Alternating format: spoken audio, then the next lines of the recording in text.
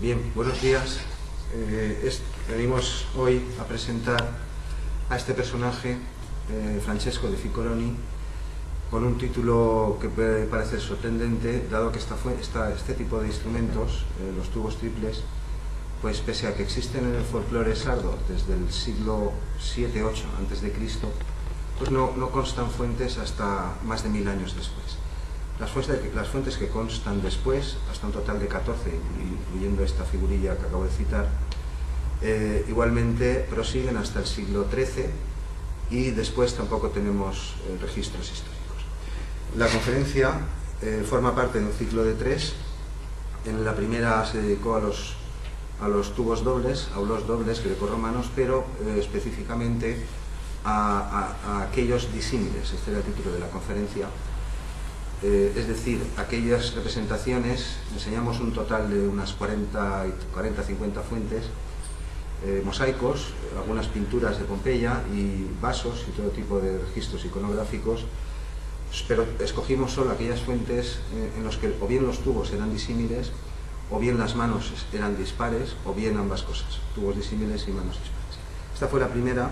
La segunda la dedicamos a revisar estas fuentes triples ya propiamente, que no pertenecen a tiempos del Imperio, salvo una, la que es objeto de la charla de hoy. Y en esta segunda clase nos limitamos a presentar estas 13 fuentes posteriores empiezan en plena Edad Media, se prolongan hasta el siglo XIII y después tampoco hay ningún registro. Por eso el título de la segunda conferencia era Laoneras, tubos triples, un instrumento olvidado. En cambio, en la de hoy, pues en el curso de esta investigación, pues revisando los libros, directamente los facsímiles y publicaciones de los siglos XVIII a XIX que se referían a este tipo de instrumentos o similares, pues nos topamos con un dibujillo de Francesco de Ficcoloni al que hoy intentaremos, si no hacer justicia, por lo menos recuperar una parte de su dignidad. Lo digo por la polémica que ocasionó esta fuente y ahora lo aclararé todo. Bueno, nuestra página web, como siempre, el sello de la casa. Empezaremos con un ilustrador. Hubo muchos anticuarios, arqueólogos, podríamos decir, de la época, eruditos de todo tipo. Italia, claro, porque Italia y la Magna Grecia sobre todo, y también en parte en Grecia, pues durante toda la historia, al menos toda la historia antigua, y después durante la Edad Media, incluso hoy, pues tú estás en Roma y en estas ciudades de Italia y claro, hay restos pues por todas partes. Como es el caso, que nos ha sido muy difícil encontrar una representación, un grabado, un cuadro de Francesco de Ficcoloni, pero sí que hemos encontrado una pequeña caricatura, ahora la mostraré, pues hemos puesto a uno de sus sucesores, un dibujante fantástico, este señor Giovanni Battista Piranesi. Lo que vemos es un autorretrato y al final y en algún momento de la presentación también veremos alguna suya. Estos ilustradores pues en ocasiones ilustraban, es decir, reflejaban como un dibujante fiel lo que había allí, y en otras ocasiones cuando se les encargaban series de grabados, etcétera, ese tipo de cosas para libros, colecciones, porque había un mercado muy importante en el norte de Europa, Inglaterra, Francia. Ahí pues la nobleza y mucha gente pues compraba, coleccionistas, anticuarios, numismáticos, había academias. Bueno, el siglo XVIII no en vano se le llama de la Ilustración o de las luces. Esto tenía un mercado muy amplio. En ocasiones hacían los dibujos tal cual, en otras ocasiones, como por ejemplo es el caso de Piranesi, a veces él nos dejó más de 2000 grandes láminas espectaculares, a veces incluso mezclaban parte inventada o artística y otros. En cualquier caso, las pocas que vamos a ver hoy de Ficcoloni son auténticas y la fuente consideramos que también es el objeto de la charla. Hoy, en cambio, la clase está dedicada a mostrar esa nueva fuente que hemos localizado y en un momento empezaré a detallar. Estas son de las cantigas, dos oboes dobles. Conjeturo que son oboes porque llevan esta placa como las bombardas renacentistas y góticas y de la Edad Media, algunas, todas no, este también, y porque están los tubos unidos, pero como se ve son claramente disímiles.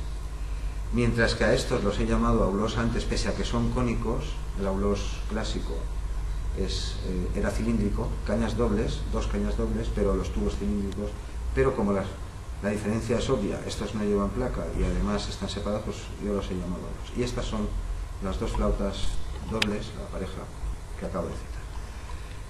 Esta es que es la que cierra ya la presentación y ya estamos con Ficcoloni. Estaba solamente aquí como prueba de que todavía en el siglo XI, más allá de los tiempos de Guido, al menos en el sector, en la zona oriental del antiguo imperio, pues más o menos desde Grecia hacia allá, pues los aulós dobles siguen existiendo, porque fueron representados. Aquí vemos, no lo puedo distinguir, pero probablemente no se distinguen bien dos, pero probablemente es porque el músico lleva forbella, esa especie de bozal que utilizaban para respiración continua, etc. Mientras que aquí en el de la derecha se ve claramente cómo son los tubos. Es decir, que después del milenio, al menos en la parte oriental, los aulós dobles seguían vivos, debo decir, pero ese no es el objeto de la clase. El objeto de hoy, nuestro invitado de honor, es Francesco de Ficcoloni, que fue el erudito más influyente,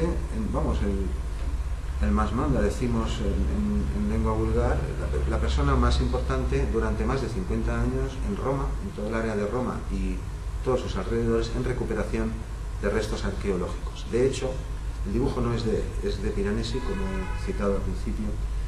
De hecho, durante estos tiempos, los descubrimientos, los hallazgos arqueológicos que realizaban unos u otros, casi siempre pues, a cargo de nobles o alto clero, gente interesada en estos trabajos, llegaban antes a sus talleres y a su casa que al propio director del Museo Capitolino. Es decir, fue el personaje, la autoridad más competente en excavaciones y sobre todo también en monedas, en numismática en estos siglos, pues se recuperaban muchas, en restos romanos, y en una ocasión, este es el tema de hoy, pues dibujó la tapa de un relieve de un sarcófago en donde aparece uno de estos instrumentos. Pero un monje benedictino, Bernat de Montfaucon, ahora lo detallaré todo, no él, sino un obispo recién ordenado ese año, pues hizo un dibujo del mismo objeto, pero en vez de pintar este personaje con tubos triples, lo pintó, dibujó con un cuerno, con un solo cuerno y además curvado. Aquí podemos apreciar, es una caricatura de la época, y este personaje aquí detrás, él es Francesco de Ficcoloni. No hemos podido localizar ninguna otra representación suya, ni cuadro, ni dibujo, ni retrato, pero él es, después lo veremos un poco más ampliado. Bien, pues Francesco de Ficcoloni sostenía, frecuentemente insistía en este tema, que era mucho más adecuado y fiable tomar las notas y los dibujos in situ, como se hace hoy en la arqueología, antes de mover nada, pues todo se consigna donde está, se trazan planos, se dibujan las piezas, etcétera, que lo que era costumbre en la época, porque todos estos eruditos eclesiásticos, que hubo muchos también durante varios siglos, pues se llamaban los dotos. Había dos tipos de especialistas en relación con las antigüedades clásicas. Los doctos eran los eruditos, aquellos que pues conocían muchos libros, pero desarrollaban fundamentalmente su trabajo en bibliotecas. Muchos de ellos, por ejemplo Bernat de Montfaucon, el que nos va a ocupar hoy, pues hacían todas estas revisiones en bibliotecas de manuscritos antiguos y de libros de siglos anteriores, pues porque buscaban confirmación o verificación para la historia bíblica y sus trabajos, todo en relación con la liturgia, la iglesia, etc. En relación con lo que estaba comentando de Francesco de Ficcoloni, cuán influyente fue, durante 55 años, fue la primera autoridad en ese tipo de cosas. Él era tanto un docto como un práctico, que era el otro complemento. El docto era el erudito que sabía mucho de libros y bibliotecas, pero no tocaba mucho las excavaciones, mientras que el práctico era gente más parecida a lo que diríamos un perito o un experto, es decir, estaba familiarizado con monedas y todo tipo de figurillas y era capaz, sin consultar manuscritos, ni libros, ni nada, pues como ocurre hoy, un buen experto de una moneda o una figurilla, a lo mejor no te lo centra, pero es capaz de decirte si pertenece a tal siglo, a tal otro, por estas características, pues por las otras. Bueno, Ficcoloni, ahora lo contaré todo, pues fue acusado después, a la muerte de su protector, de algunas cosas a nuestro modo de ver injustas, pese a que era reconocido por los mismos que le criticaron y que le difamaron, y al final incluso sufrió arresto domiciliario y otra serie de eventos que ahora citaré. Era reconocido, digo, por todos como la síntesis del ideal de la época, el ideal de todos estos personajes que he citado, tanto dotos como prácticos, tanto eclesiásticos como civiles, podríamos decir, o aristócratas, o lo que fuere. Pues el ideal de la época era precisamente combinar las dos facetas, ser tanto docto, ser a la vez erudito y leído y sabedor de todo lo que contenían libros, o de todo este bagaje de escritos que estaba disperso por las bibliotecas de Italia, cuanto también ser un práctico. Es decir, el ideal era la conjugación o la síntesis de ambos aspectos, y Francesco de Ficcoloni pues parece que él lo encarnaba, y así lo aceptaban sus contemporáneos. De hecho, Ludovico Muratori, que es uno de los pocos que le defendió, o por lo menos no atacó con la misma hazaña, que también es eclesiástico, pues de hecho le llama abad en sus escritos cuando se refiere a Francesco de Ficcoloni, es decir, indica un respeto por su saber y por el conocimiento que representaba. En palabras de Ignacio Corni, que es un poeta de la época también, contemporáneo de todos ellos, la cita textual, compuso una especie de elegía, un poema referido a su residencia, textualmente dice: todo lo que Federico no podía seguir preservando bajo un techo, lo hacía brillar con su pluma. Es decir, era un buen dibujante, y ahora veremos alguna de las cosas que hizo. Pues este señor es el que estaba citando ahora, Ludovico Muratori, conocido también como Lamindius Britannius. De todos los intelectuales que cuestionaron a Francesco de Ficcoloni, pues fue de los pocos que se mantuvo en una posición relativamente neutral. Y aquí tenemos al autor, no es el autor, la fuente crítica que nos ocupa en la conferencia de hoy. En 1698, Bernard de Montfaucon, que es él, emprendió un viaje que le llevó por toda Italia. Este viaje era una tradición, fue una tradición ya desde los tiempos del Renacimiento, pues incluso en tiempos de los románticos. Muchos artistas y eruditos, cuando acababan sus estudios, en los últimos años, compositores muchísimos también, hacían el famoso viaje a Italia. El viaje a Italia pues era algo así como la coronación de tus estudios, ir a las fuentes, al país donde desde tiempo inmemorial pues habitaban todos los restos del grandioso mundo clásico. Digo, esta costumbre se prolongó, muchos compositores románticos la siguieron practicando, y escritores y filósofos y todo tipo de personajes, durante varios siglos. El viaje pues podía durar 3 meses, un año, eso ya iba en función de tus posibles o lo que quisieses buscar, o en fin, no sé, en fin de cosas. El caso es que Bernard de Montfaucon pues tenía la intención de escribir un libro que es este, Diarium Italicum. Hola, estamos grabando así.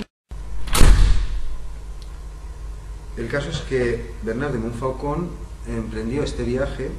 Él pretendía escribir un libro que es este, Diarium Italicum, a imagen y modelo de un libro anterior, previo, recientemente, de un tal Jean Maillon, escrito en 1687, que se titulaba Monumenta Italica.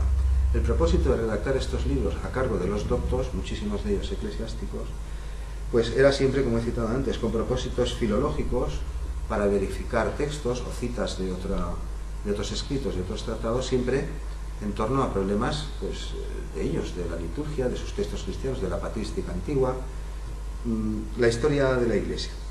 Pero, claro, hacían esto recorriendo bibliotecas, no visitando restos antiguos. Es decir, uno de estos viajes, por ejemplo, el que sirvió de modelo a su libro, el que he citado, pues tú vas pasando por diferentes ciudades importantes de Italia, pasas un tiempo en sus bibliotecas, consultas los manuscritos que hay allí, buscas lo que a ti te interesa, el objeto de tu estudio, tu investigación, el que sea, y eso después lo trasladas a un libro.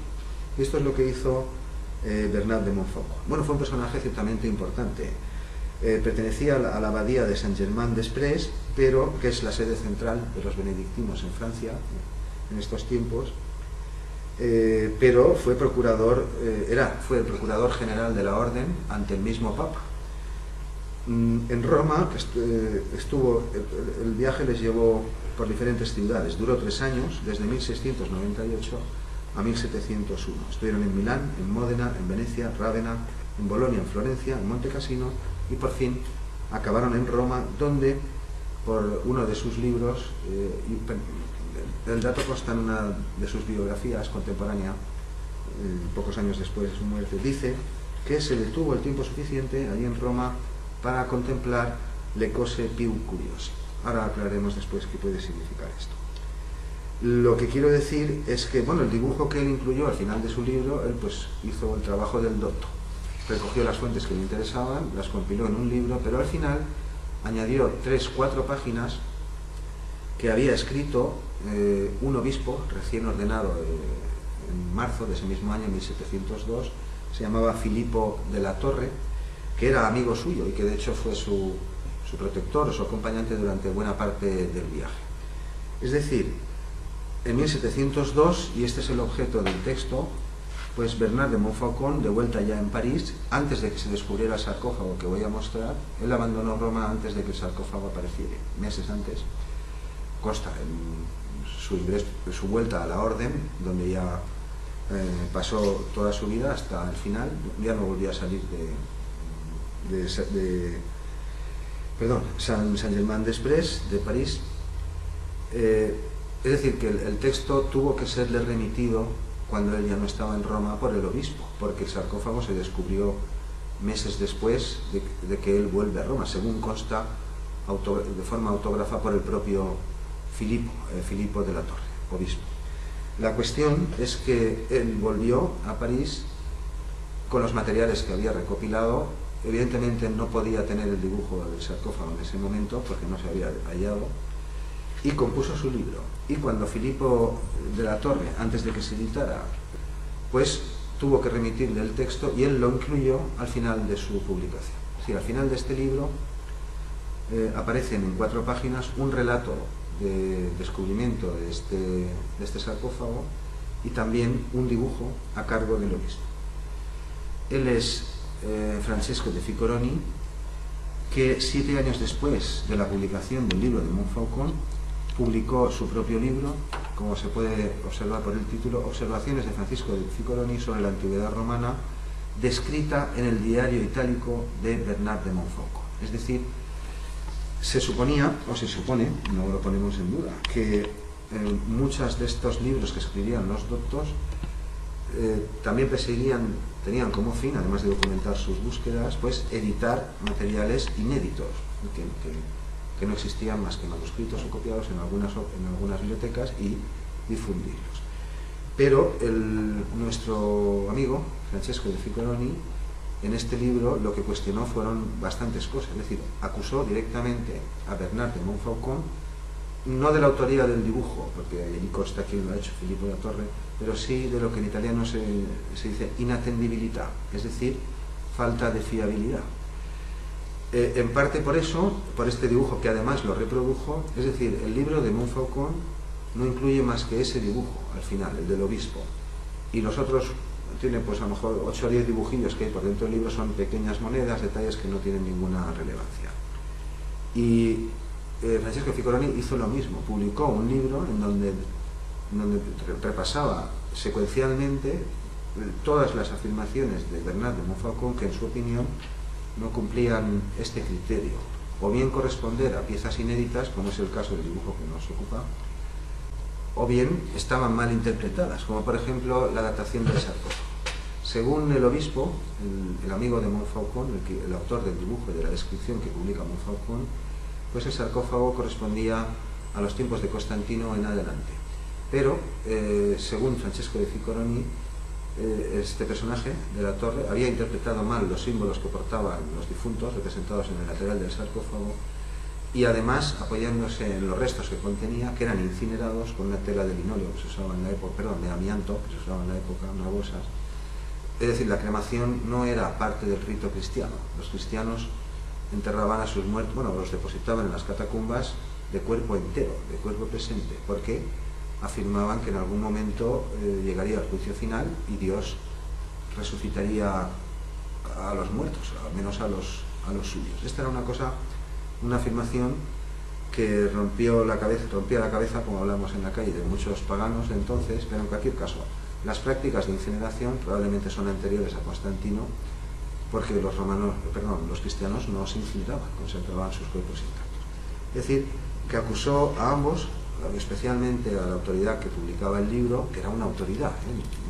Bernard de Montfaucon no era un copista de tercer orden, era el procurador de la orden benedictina francesa ante el mismo Papa de Roma y un erudito pues reconocido, como hubo tantos. Le voy a mostrar ya el título de Memoria rarísima y curiosa. Es un título que Francesco de Ficcoloni incluye en su propia publicación, que es 7 años posterior al libro que dio origen a la polémica. No está claro a qué se puede referir con Di Memoria rarísima y curiosa. Pudiera ser que se estuviese refiriendo a los restos que contenía el sarcófago.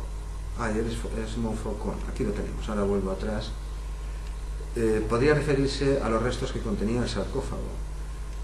O bien, quiero decir, pero es posible que no, porque de hecho Ficcoloni en su libro describe al menos 3 o 4 otros sarcófagos similares con restos similares, con linóleo de época pagana. Es decir, si describe 3 o 4, creo que todos los 4 no los describe, pero uno sí y alude a otros 2. Si hay más, entonces no es rarísimo y curioso. Es decir, creemos que podría estar refiriéndose al músico perdido, porque ahora veremos lo que pasó con el músico. Esto es la abadía de Saint-Germain-des-Prés. Es una representación de esta época, claro, es mucho mayor para que se vea de qué tipo de monasterio estamos hablando. No es una iglesia cualquiera, es un complejo enorme, la capital de los benedictinos durante varios siglos. Y este es Bernard de Montfaucon, personaje simpático, al menos como lo pintaron ahí. Este fue el viaje. Ellos pasaron por ciertas ciudades, por ciertas bibliotecas, estuvieron 3 años por Italia, recopilaron sus documentos y después él volvió a París, y 6 o 7 meses después se descubrió el sarcófago, y Filipo de la Torre, que le había acompañado, fue su amigo y protector durante el viaje. Cicerone, él conocía por allí todo y le acompañó, pues le remitió los dibujos. Les acompañaba también otro monje benedictino, se llamaba Paul Briots. Y este es el objeto de la polémica. Este es el sarcófago, estos son los símbolos funerarios que, según Ficcoloni, el obispo de la Torre malinterpretó, pero no vamos a entrar en esa polémica. Es decir, si tiene razón Ficcoloni con los restos de cremación, pues en efecto, el sarcófago es anterior a Constantino, al 311. Y este es el dibujo que el amigo de Montfaucon, del que tampoco tenemos una ilustración, dibujó. Es decir, en la tapa había un relieve con 4 cupidos a cada lado, simétricos. Algunos tocan instrumentos. Ahora veremos qué cosa tan curiosa pasó con las sucesivas ediciones del libro de Montfaucon, después de la polémica, que ahí se armó un cirio bastante importante. Es este personaje. El segundo, por la derecha, como vemos, en la versión del obispo de la Torre, está tocando un tubo curvado, un solo tubo. Mientras que en el dibujo que publicó Francisco de Ficcoloni 7 años después, como respuesta, lo publicó no por nada, lo publicó explícitamente como respuesta, atacó quizá al primer experto de la orden benedictina en Europa en estas cosas, al primer docto. Pues ahora lo mostraremos mejor, más ampliado. El dibujo es el mismo, los músicos son los mismos, pero él dibujó a este músico con 3 tubos. No solo lo dibujó, sino que describe explícitamente, cuando describe las figuras, dice que hay 8 figuras aladas, y la segunda, por la derecha, dice tocando un instrumento a guisa di tibia a 3 ordini. Es decir, publica el libro entero, que es una revisión sistemática y secuencial de los errores del libro de Montfaucon. Y cuando llega al músico, especifica explícitamente que el instrumento tenía 3 tubos. Bien, pues este es el objeto de la polémica y ahora veremos qué ocurrió. Aquí los vemos comparados, se ve un poco mejor. Este es el dibujo que hizo el obispo de la Torre y que Montfaucon incluyó en su libro a última hora, cuando ya estaba en París. Y este es el músico que pintó, aquí lo hemos puesto al lado del trozo que hemos recortado de aquí para que se pueda apreciar mejor. Son las mismas figuras. Que no sé si los he puesto enteros para que se compare. Sí, pues digo, no me acuerdo. Lo vemos aquí. Es decir, aquí tenemos uno que tañe lira, la segunda. Otro que también toca un instrumento. Estos dos simplemente sostienen la estructura central, que no es nada, es parte del diseño. Este está como plantando unas palmas o algo, igual que el primero de la derecha. Y el músico que hay entre ambos, en el caso de Francesco de Ficcoloni, son 3 tubos, es una leonera. Mientras que en el dibujo del obispo, recién ordenado, hay que recordarlo, en marzo de ese mismo año, del año que se descubrió ese sarcófago, pues el instrumento ha sido cambiado. No solo eso, ahora mostraremos cómo en unos minutos, en las sucesivas ediciones del libro de Montfaucon, que se reeditó 2 o 3 veces hasta 1725, durante 20 años, algunas revisadas por el propio Montfaucon, pues el número de músicos descritos, porque en todos nos incluye el dibujo, pues va pasando de 8 a 7 y luego a 6, y ahora aclararemos esas cosas. Bueno, pues estas son las fuentes objeto de la polémica. Nosotros la localizamos en las fuentes originales, en las publicaciones originales de esa época, gracias a un trabajo de Cristina Ghirardini, después la citaré también, que aludía a esta polémica, pero ella no precisaba que era el único instrumento que no omitía. Después daré cuenta de lo que estoy diciendo. Pues se ve lo que estoy intentando decir, ¿no? 2 dibujos, uno, el primero, el de la Torre, publicado en 1702, el de Ficcoloni, publicado en 1709, pero como respuesta explícita, acusando a Bernard de Montfaucon de inatendibilidad, de falta de precisión, no, de fiabilidad. Esto es de lo que vamos. Bueno, la que se armó, bueno, pues un montón de autoridades, doctos, eclesiásticos, la mayoría de ellos, pues claro, empezaron a acusar a Francesco de Ficcoloni, pues, pero en unos tonos pues ciertamente sorprendentes. Él está aquí solo para aclarar eso del viaje a Italia. ¿Qué era el viaje a Italia? Por ejemplo, un inglés que viajaba que hacía este viaje, pues hacía esta ruta, ese trayecto, y a partir de un cierto momento empezaba a visitar bibliotecas. Fue una tradición entre intelectuales de todo tipo que duró varios siglos, hasta tiempos románticos. Bueno, para que nos hagamos una idea de lo que buscaban estos personajes que he citado antes, pues nobles ingleses, daneses, alemanes, compraban todas estas piezas, las que se podían comprar o vender, de todo tipo, estatuillas, candelabros, lámparas de aceite, monedas auténticas de valor, otras no, restos arqueológicos. Estos cuadros ya consignan de quién son. Es un tipo de manierismo, para que no pensemos en la Roma de estos tiempos como una ciudad anodina. Pues París y Roma eran, en el siglo XVIII, pues eran las 2 capitales principales. Aquí tenemos otro cuadro similar para ilustrar cómo el negocio, dicho sin ánimo de molestar a nadie, pues la compra y venta de antigüedades y de dibujos y de información y datos sobre la antigüedad clásica, pues era muy boyante y no se limitaba a Italia, sino que afectaba a todo. Aquí tenemos el más famoso de los que atacó a Ficcoloni, como dice aquí, en defensa del diario itálico, que es el de Bernard de Montfaucon, y contra la observación, que es el título contra la observación de Francesco de Ficcoloni, que es el título que le dio Francesco a su libro. Pues este personaje es muy famoso. Paolo Alessandro Maffei es más conocido por su sobrenombre Romualdo Ricobaldi. Publicó su libro en 1710, que está indicado, pero no fue el único. Él era un patricio y anticuario romano, pero hubo otros, como por ejemplo Klaus Gros de Broce, que este era otro personaje importantísimo de la sociedad francesa de de numismática. Escribió sus críticas un poco después, pero otros contemporáneos, por ejemplo, Giovanni Crisóstomo Scarfo, no sé si los tengo por aquí, sí, aquí no lo tengo, pero lo tengo consignado. Muy pocos años después, también eclesiástico, como Montfaucon, pues utilizó unos tonos incluso más violentos para...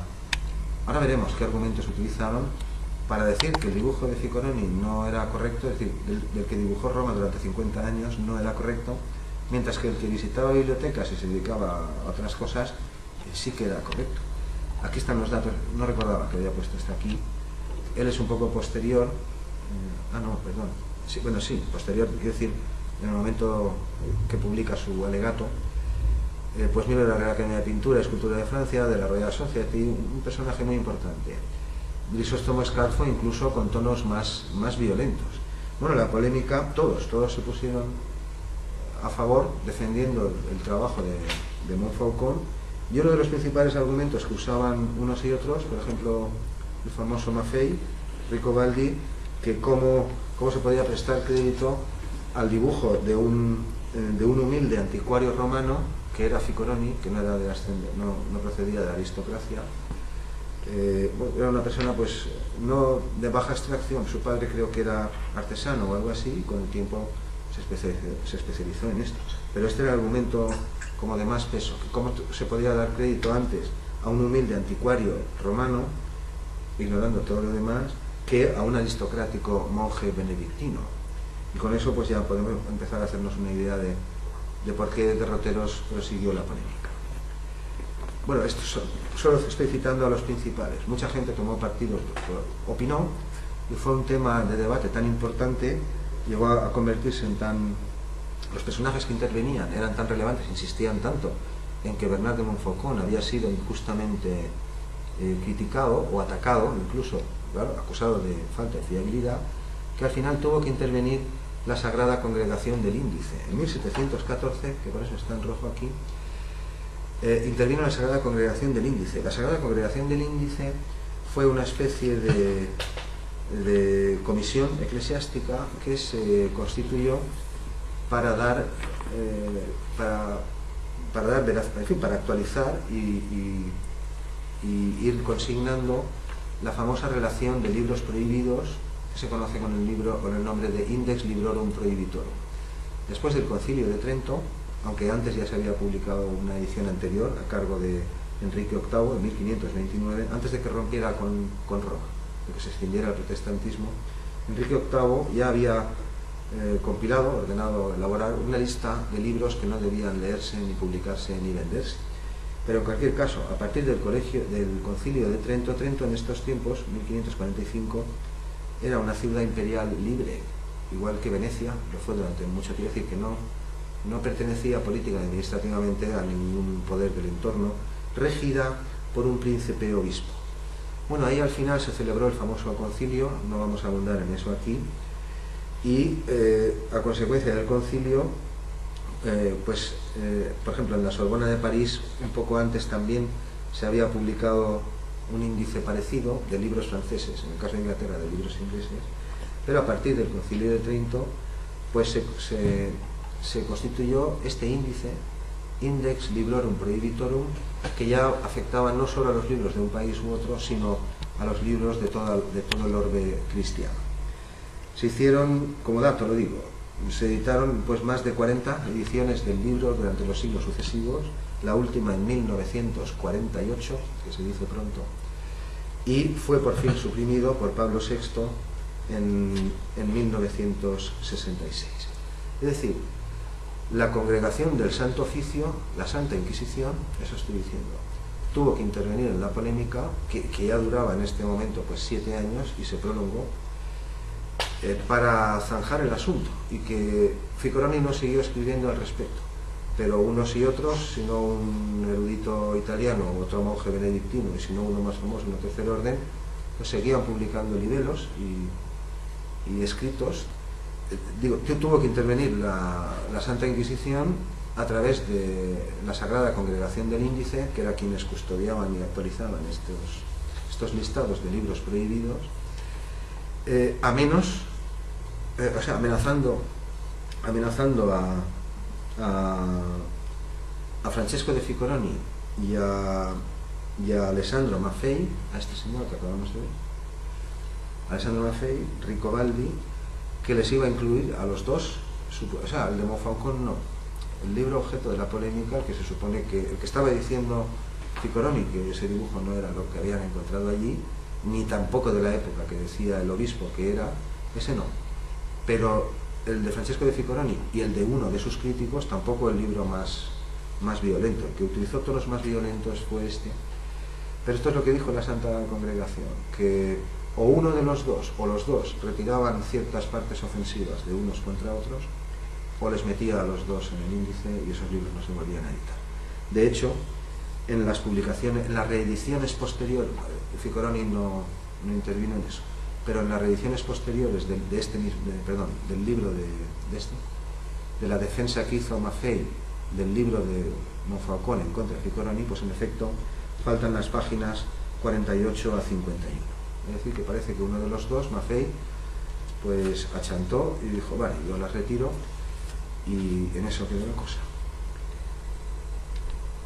Hay otro personaje muy curioso en esta polémica,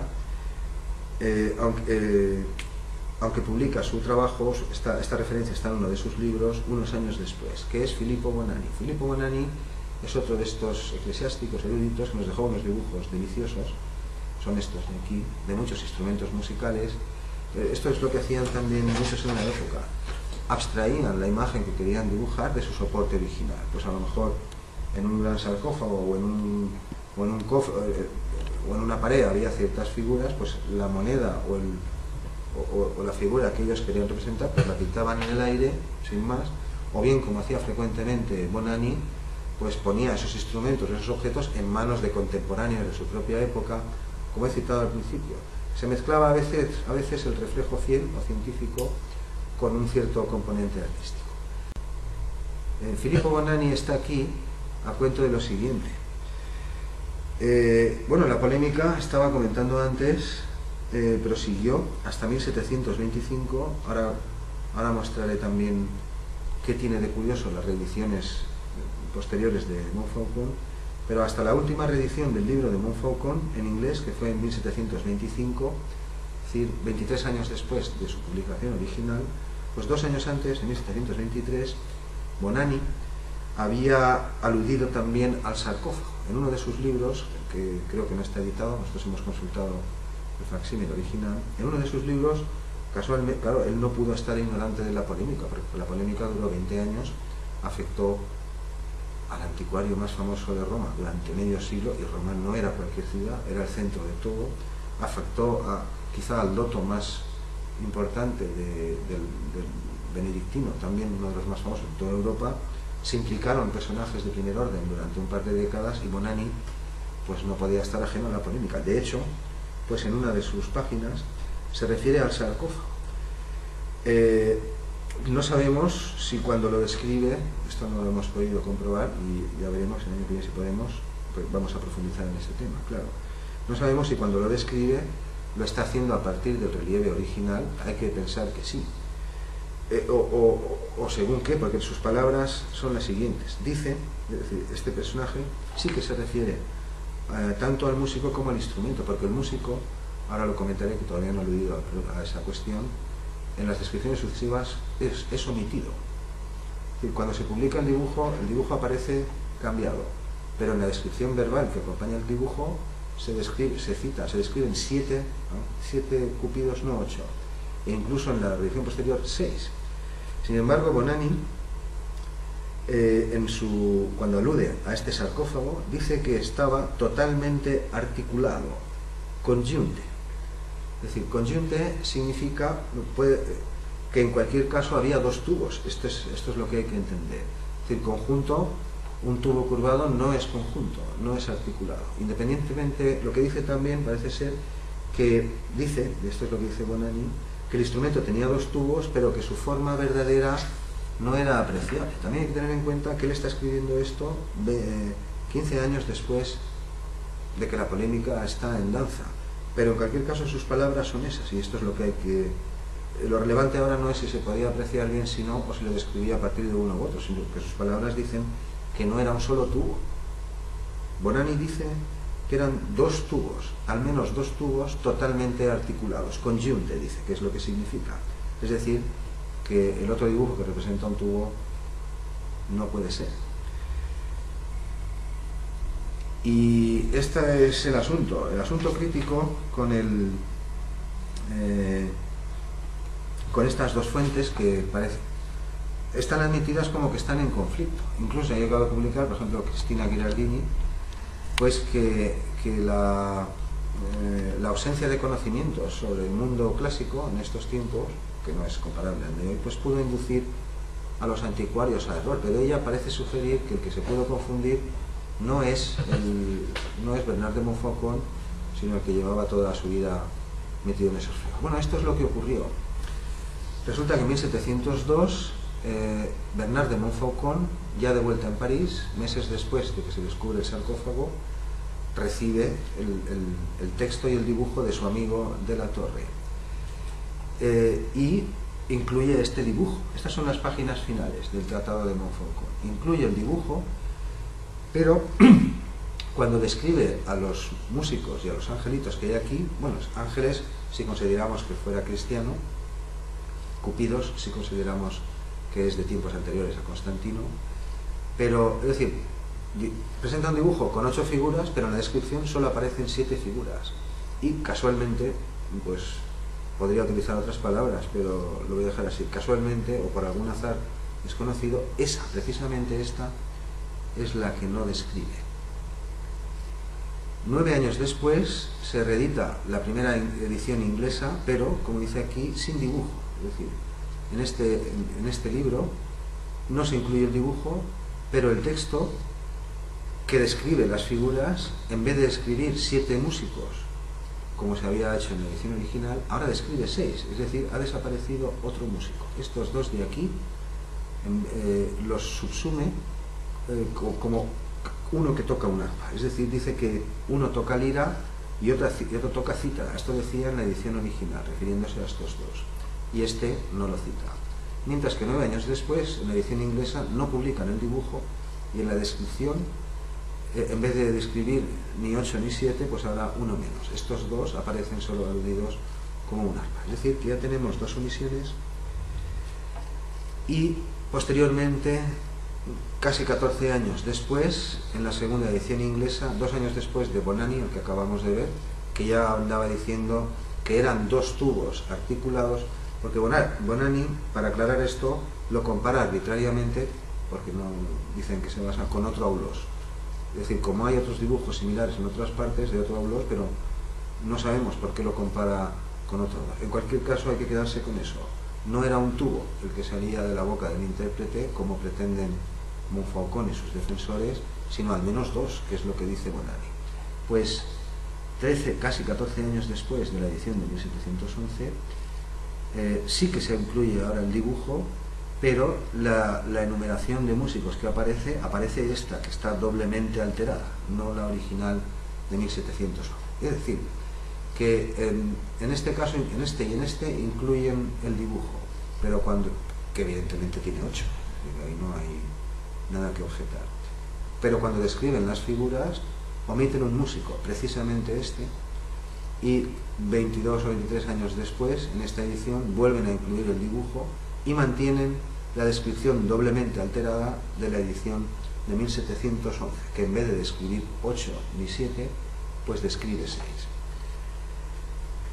Bueno, pues esto es lo que hay. La frase que hay arriba, y creo que ya es oportuno sacarla a colación, es la última del relato del obispo de la Torre, que solo ocupa apenas 4 páginas, y después el dibujo. Y una de sus últimas frases es esta, textual.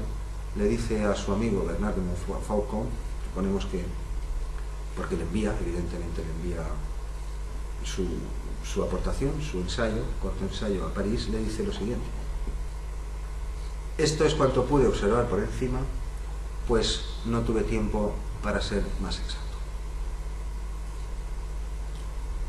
Y esta frase aparece ya desde la edición original. Es decir, hay una serie de omisiones, a veces dobles, y encima como colofón este asunto. A donde quiero ir a parar con todo este tema es que son, y hay que aclararlo muy bien, es decir, se trata de dos omisiones pero de naturaleza distinta. Me explicaré. Una cosa es no describir lo que obviamente se ve, porque si tú incluyes el dibujo, pues ahí se ve que hay 8 y no 7 ni 6 como estás describiendo. En esta edición no, en esta como no estaba el dibujo, pero en las otras, es decir, hay dos tipos de omisiones y son diferentes. Una es no describir lo que está ahí, lo que está a la vista. En cambio, otra diferente es representar lo que estás omitiendo. Porque en esta descripción, este músico falta. Sin embargo, pues tú lo estás pintando con otro diseño. Es decir, que una cosa es no describirlo cuando, por ejemplo, aquí, que no hay dibujo, pues no describes, pues da igual. Pero en estas dos está el dibujo. Sin embargo, tú aludes en un caso a 7, en otro caso a 6. Y precisamente el primero que falta, cuando hay 7, es ese músico al que tú no aludes. Es decir, y además las dos omisiones, una es verbal, digámoslo así, y otra es visual. Y esta es la naturaleza distinta que intentaba decir. Es decir, que dos fuentes eclesiásticas doctas, que no se dedicaban a las excavaciones ni nada, sino que su trabajo fue revisar textos durante toda su vida, y yo ahí no les estoy negando ninguna competencia, pero dos fuentes eclesiásticas relacionadas, al final de un texto, que es otro tipo de texto, incluyen 4 páginas en donde omiten verbalmente, porque no lo describen, y contradicen visualmente, porque están incluyendo su propio dibujo, lo que el mejor ilustrador y anticuario y arqueólogo de Roma durante más de medio siglo no solo dibuja, sino que describe explícitamente como, ya lo he citado antes, instrumento a guisa di tibia a 3 ordini. Es posible que, como sugiere o como dice Bonanni, casi 15 años después, pues el dibujo no fuera perfectamente apreciable, pero en cualquier caso dice que al menos 2 tubos salían de su boca. Ergo, el dibujo del obispo, del amigo de Montfaucon, no puede ser el dibujo correcto. Bien, he intentado exponer la polémica y el problema, los personajes que intervienen también. Solo me queda puntualizar un par de cosas, por algunos momentos al trabajo de Ficcoloni muy breve, y contar cuál fue el destino de este sarcófago y en qué punto estamos en la investigación que estamos realizando. Por supuesto que continuaremos el año que viene y nos iremos con Vicente a Roma, o ya veremos a dónde. Bueno, necesitaremos, porque esto cómo se puede zanjar.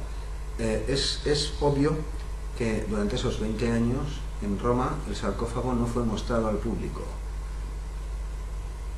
Puede que alguno de los que intervinieron en contra de Ficcoloni, que fueron pues casi todos, salvo Ludovico Muratori y su propio protector, que era el cardenal Galtieri, que era alguien muy importante en el seno de la Iglesia, pues todos se metieron con él. Es decir, es dudoso que se mostrase en público, porque si se mostraba en público la polémica se hubiera zanjado. No digo a favor de uno o a favor de otro, pero no hubieran estado 20 años los eruditos, algunos de los más famosos de Italia y de Francia de ese momento, pontificando y contradiciéndose los unos a los otros.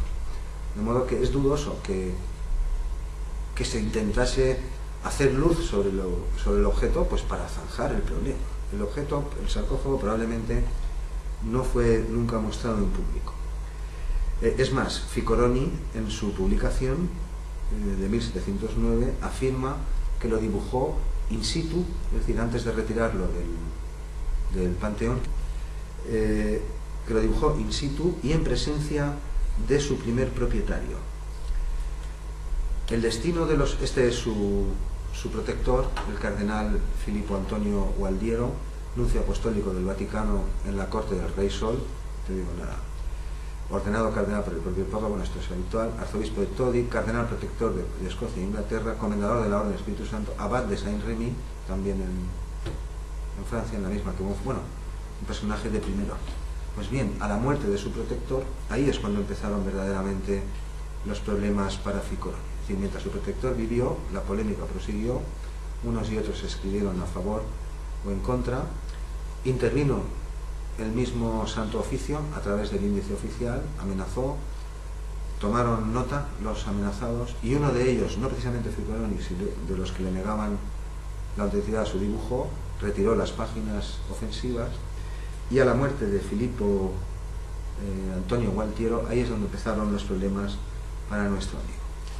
Cuando murió el cardenal, en 1728, pues empezó a tener problemas reiterados por todo este asunto del comercio, negocio, que estaba a la orden del día por todas partes, de objetos antiguos. Con la excusa de que se había promulgado una ley reciente que prohibía estas cosas, comerciar con ciertos objetos en el área de Roma, pues sufrió arresto domiciliario durante 2 años, de 1730 a 1732, no pudo salir de su casa. El objeto en cuestión, que se decía que él había vendido como tantos y comprado, y como tantos otros hacían también, era una cabeza de mármol negro que tenía un diamante en la boca.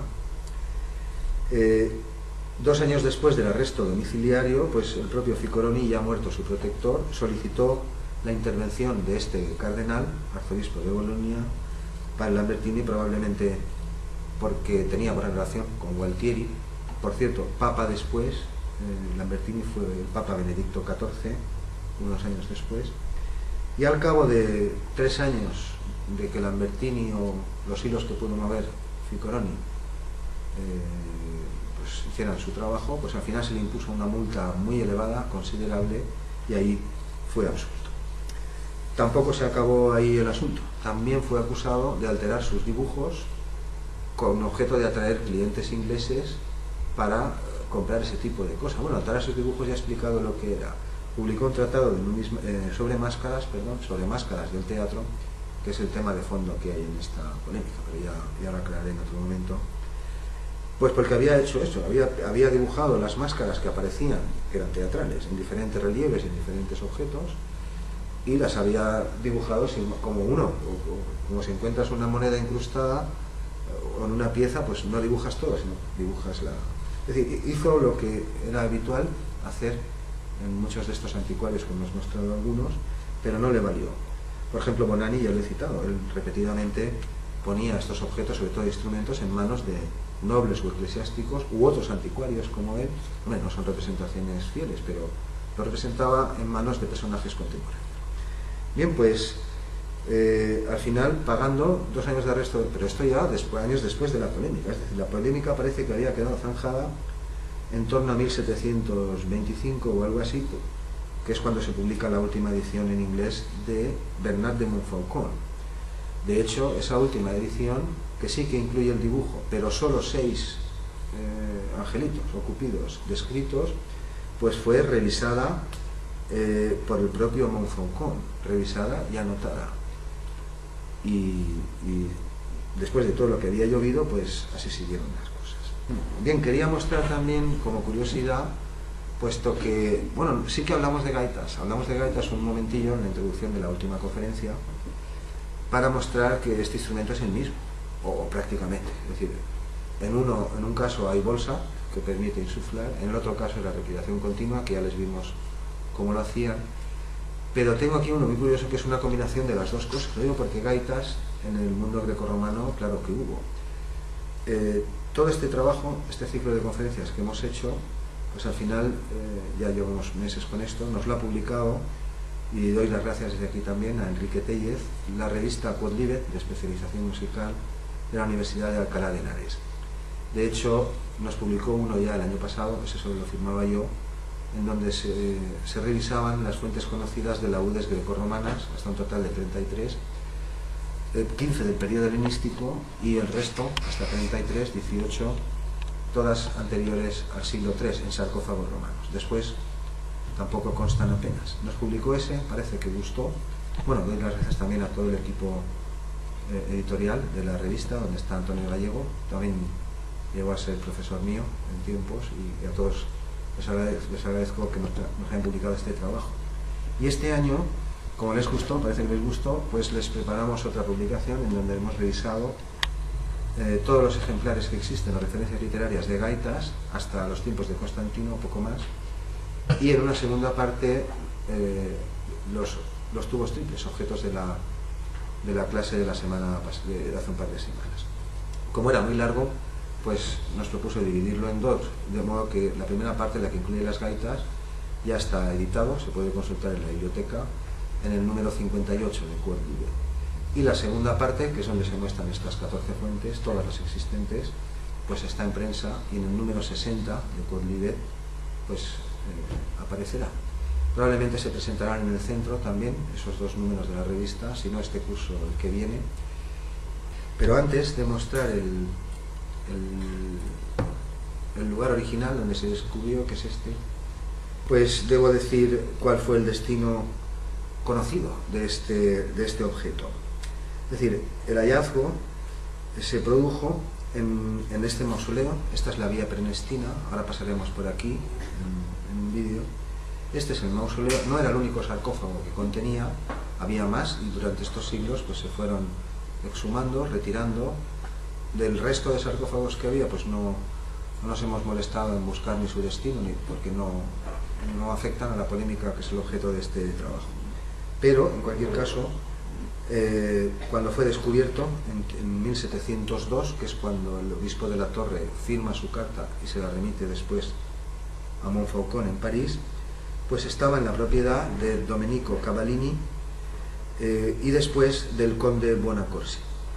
El sarcófago en cuestión, como ocurría con muchas de las propiedades de estos anticuarios, es decir, a la muerte hubo cientos. Ficoroni es el más destacado, fue el más importante, pero los había privados, los había extranjeros, había muchísimos. Esto era lo habitual. A la muerte de uno, pues sus propiedades pasaban a manos de la Iglesia, o bien por herencias, o bien por procedimientos legales de la época, compras, subastas, o bien porque directamente el propietario lo donaba o lo había dejado en herencia. Si eras eclesiástico, evidentemente tus bienes a tu muerte pues pasaban a propiedad de la Iglesia. El caso del sarcófago que nos ocupa fue trasladado a la Biblioteca Vaticana bajo custodia, es decir, vigilado mediante providencia, que es un documento oficial. Providencia no es decir de un modo o de otro, sino que es un tipo de autorización, de Giovanni Francisco Albani, futuro Papa Clemente XI. Y bueno, y parece que seguía allí más de un siglo después, porque en la publicación de Carlo Fea, que era otro de estos personajes famosos que durante años editaban índices de colecciones, de manuscritos, de objetos históricos y arqueológicos, índices listados, es una publicación regular durante mucho tiempo, personaje muy considerado. En 1820, según consta en estas publicaciones, pues el sarcófago debía seguir ahí, o al menos ellos lo citan como seguía ahí, y nosotros no lo ponemos en duda. Bueno, este fue el destino del objeto de la polémica, pero lo recordaré una vez más. En nuestra opinión, pues este objeto no fue mostrado a la luz pública. Quizá lo vieran algunos de los detractores, y eso pues no lo podemos saber. Quizá constituya un trabajo más que exhaustivo pues meterse hasta ahí. Ya veremos el año que viene a dónde nos lleva este rastro. Porque claro, era tan sencillo como eso, llamar a uno o dos eruditos de renombre, si es que estaba ya en el Vaticano el sarcófago. El sarcófago tuvo que ser trasladado a la Biblioteca Vaticana, tuvo que ser trasladado antes del 21, porque Clemente, el Papa cuya providencia certifica que ese objeto ha sido trasladado a la biblioteca, muere en 1721, mientras que los problemas de Ficoroni comenzaron todavía 9 años después. Es decir, que en algún momento, antes de la última edición del libro de Montfaucon, la inglesa, la que incluye el dibujo, pero con la enumeración doblemente alterada, es decir, con un músico que falta desde la primera y otros dos que se reúnen, pues en algún momento anterior a esa fecha, porque Clemente XI muere en 1721, luego el sarcófago fue trasladado a la Biblioteca Vaticana, digamos, si no en plena polémica, pues ya en sus últimos estertores.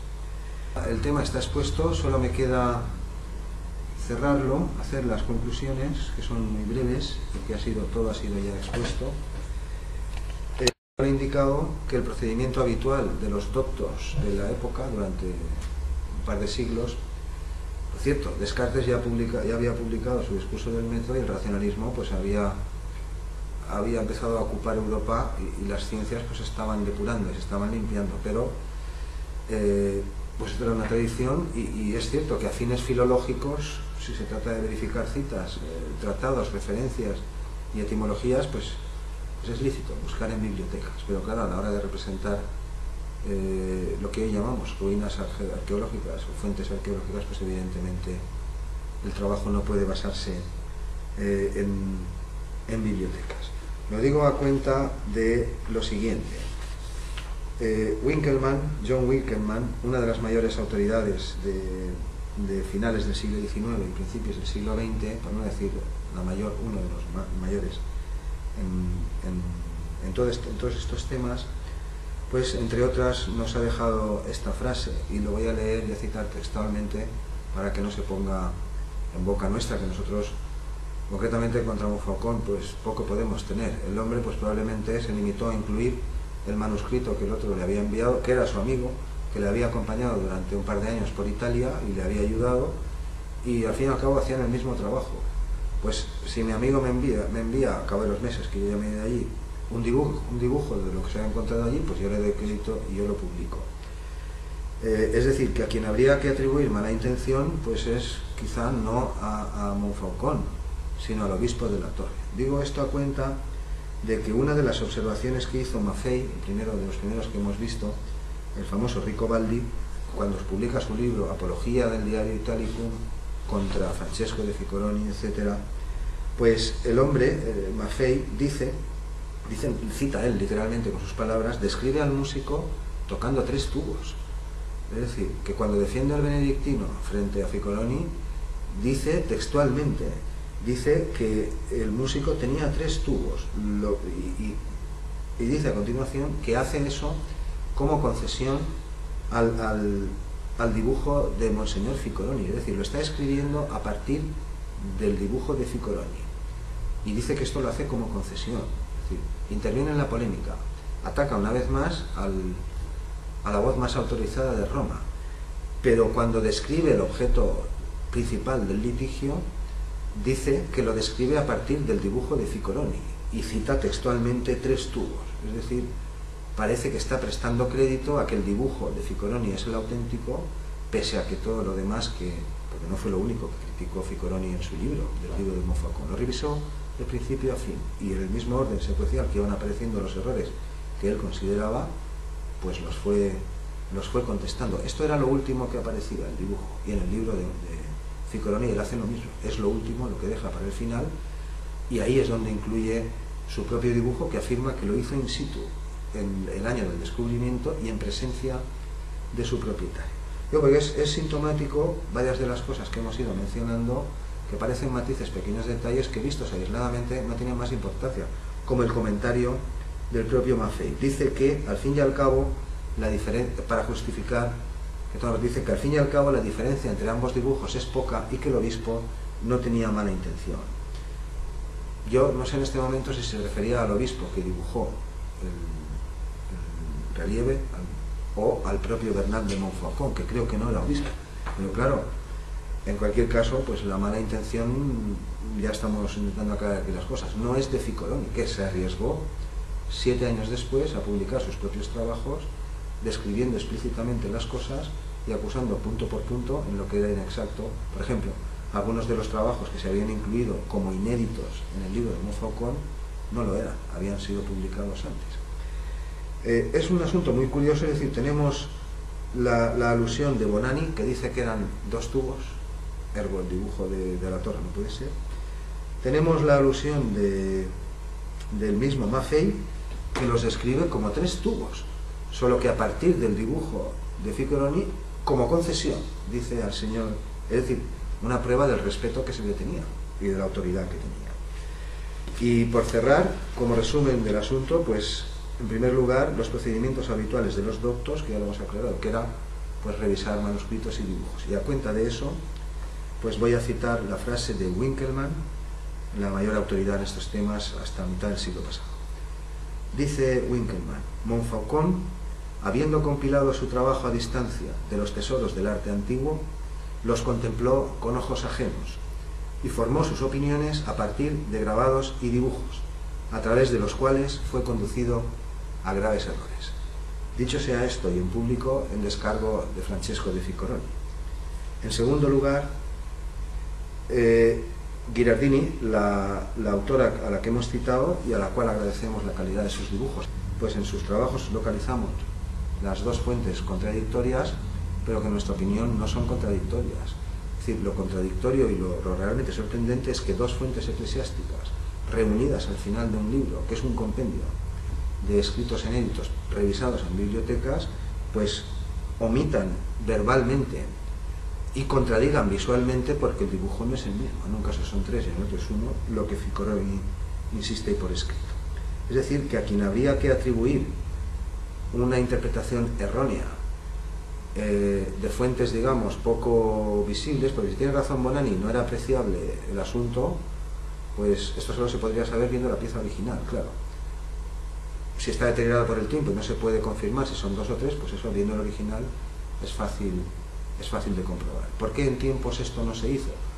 O si se hizo y no era posible comprobarlo, pues en esas estamos. Confiamos en ir, si nos dejan, si nos autorizan, yo confío en que sí, que nos dejen observar la fuente original y en ese momento pues lo volveremos a reconsiderar.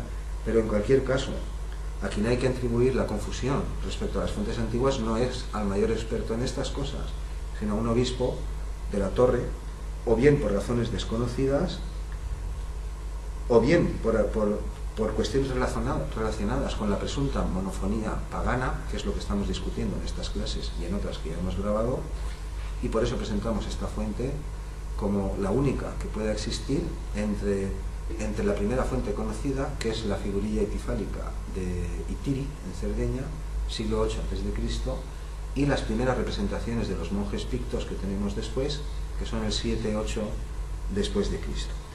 Es decir, que la mala intención o el error, no vamos a decir mala intención, pero el error de interpretación no cabe atribuírselo al mayor experto de su tiempo, sino al obispo, o bien por razones que no conocemos, o bien por la polémica que estaba viva, la polémica entre paganismo, entre las opiniones que defendían que la música de los antiguos era polifónica y los que decían que era monofónica, pues seguía vigente. Los Bardi y muchos, y toda la jerarquía eclesiástica, aceptaron las tesis de Girolamo May y de los Bardi, y el único compositor de renombre conocido que discutió estas tesis y se empeñó y escribió más de un libro en relación con estos temas, afirmando que los antiguos para nada eran monofónicos, ese fue Giovanni Battista Doni. O bien por razones desconocidas, decía, o bien por esta polémica sobre si los antiguos eran polifónicos o eran monofónicos, o bien por las mismas razones que Ghirardini sugiere para Ficcoroni, es decir, pues que la falta de información sobre los instrumentos de la antigüedad pues pudo inducir en efecto a errores a personajes de esta época, pero evidentemente puestos en plano de igualdad, Ficcoroni, el anticuario y el mayor experto en Roma, y el obispo de la Torre, entiendo yo que a quien cabe atribuir estas cosas es al obispo.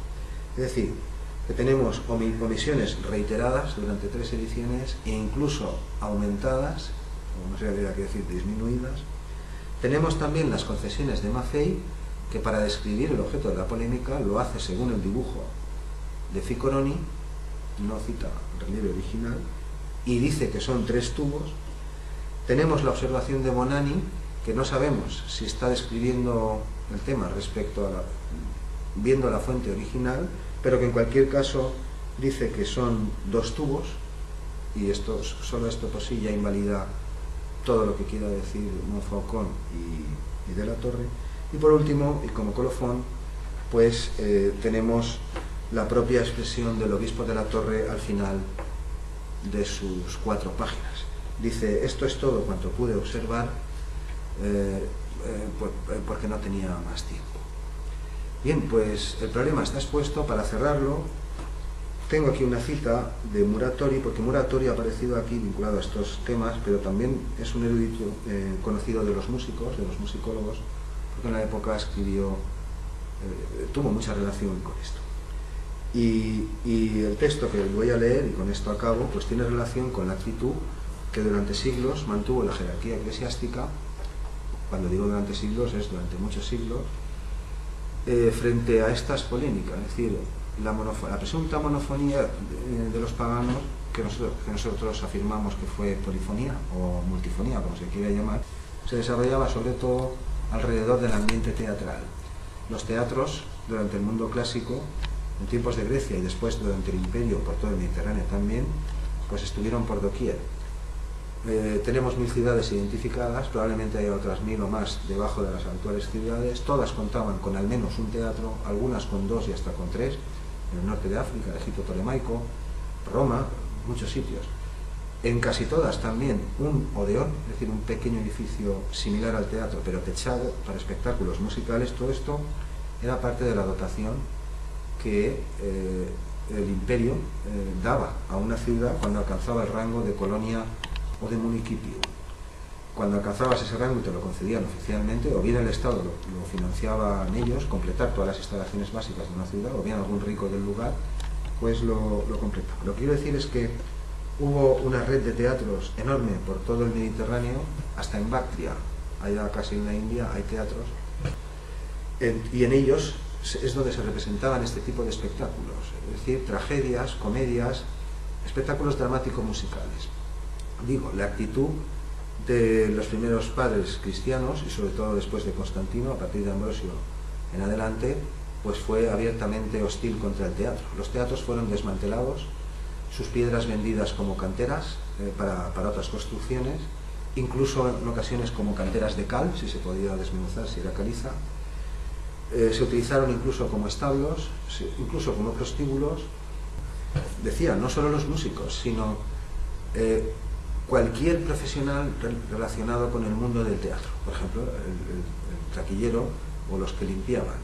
En un principio, por ejemplo, en torno al siglo I, en torno al año 100, que el cristianismo ya existe, la iglesia, quiere decir, primitiva, y tiene autoridades en el norte de África, y tiene propiedades, y tiene un cierto poder. Pues ahí, si tú eras músico y querías convertirte al cristianismo, la condición era que tú tenías que abandonar tu profesión, no podías ser músico. Mientras que 300 años después, en los tiempos que estaba citando, 350 en adelante, Teodosio, Ambrosio, etc., San Agustín, pues los músicos directamente excomulgados. Es decir, a partir de los tiempos, un poco antes de Agustín, de Ambrosio, la vida musical y literaria y dramática, como se quiera considerar, porque estos espectáculos eran musicales, esto ya no admite discusión, fue sistemáticamente perseguida, no solo respecto a los actores y músicos y cantantes que había, sino respecto a cualquiera que se relacionase con la vida del teatro. Es decir, los espectáculos dramáticos musicales, pues al parecer, no fueron del agrado de los primeros padres de la Iglesia, tampoco de los subsiguientes. Entramos en la Edad Oscura, pero la situación se repite a partir del momento en que empieza a haber otra vez fuentes, que es en torno al 1100. Como ejemplo de lo que estoy diciendo, todavía en 1300 y pico, pues no recuerdo el Papa ahora, concretamente uno de los 5 o 6 que componen las Cortes de Aviñón, bueno, varios de ellos estuvieron a favor de la polifonía en el culto, otros no, pues siguen promoviendo bulas, la más famosa es la que estoy citando, proscribiendo la polifonía en el culto. Y de hecho, la primera misa polifónica, digo misa polifónica, no fue compuesta hasta Guillaume du Machau, de 1364, precisamente en las Cortes de Aviñón. De esos 5 o 6 papas, todos lo tomaron la misma actitud, pero la mitad más o menos, pues seguían con lo mismo.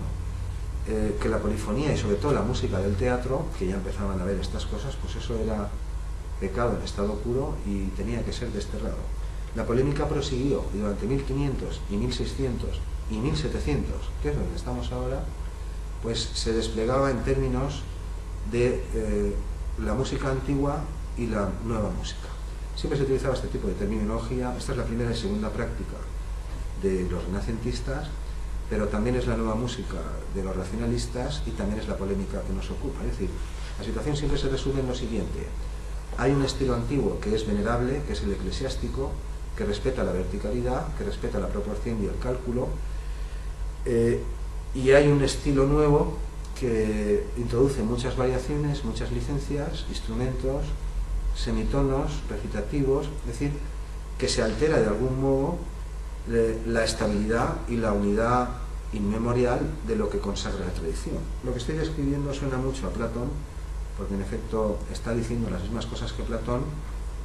En el caso de Muratori, pues he hecho números, pues 2000 años después.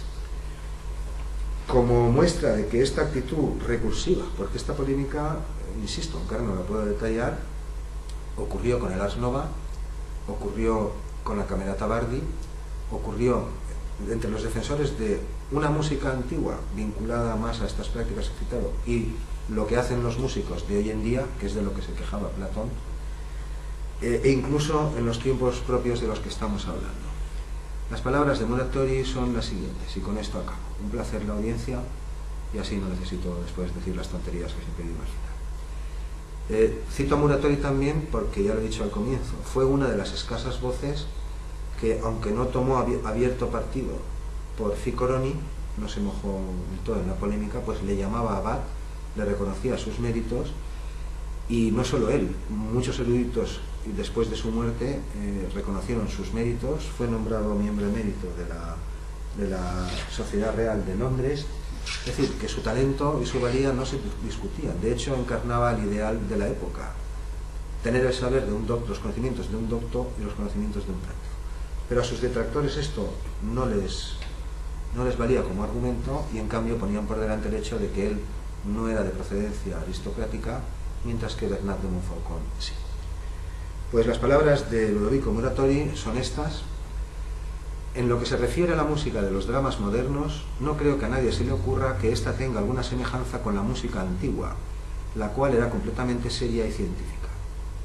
No se puede negar que la música teatral de nuestro tiempo ha sido llevada a un afeminamiento desmesurado, por lo cual es más capaz de corromper las almas de los espectadores que purificarlas y mejorarlas, como lo hacía la música antigua. Y este es el principal defecto de los dramas modernos. Tampoco sería necesario extenderse demasiado en aportar pruebas y confirmarlo si el asunto no fuera muy urgente. Cada uno sabe y siente qué movimientos se producen dentro de él al oír en el teatro semejante música. El canto les inspira siempre una cierta molicie y abandono, que contribuye subrepticiamente a hacer al pueblo siempre más vil y sujeto a bajos instintos, al escuchar embelesado la languidez afectada de las voces y deleitarse con los sentimientos más bajos, aderezados con una melodía malsana.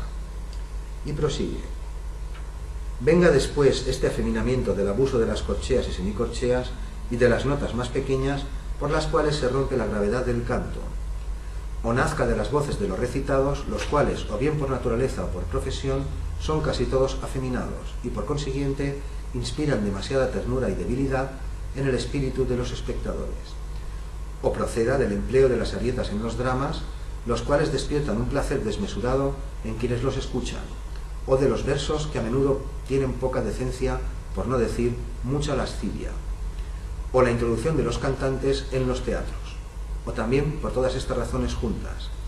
Lo cierto es que la música moderna de los teatros es sumamente perjudicial para las costumbres del pueblo. Son casi literalmente, aunque no tanto, las palabras de Platón. Dice: tornándose cada vez más vil el pueblo y entregado a la lascivia al escucharla.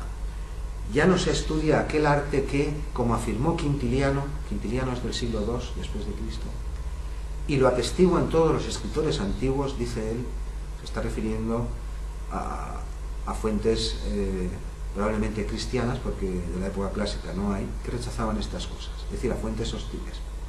Dice: ya no se estudia aquel arte que, como afirmó Quintiliano y lo atestiguan todos los escritores antiguos, enseñaba a conmover, apaciguar y mitigar con el canto los sentimientos humanos.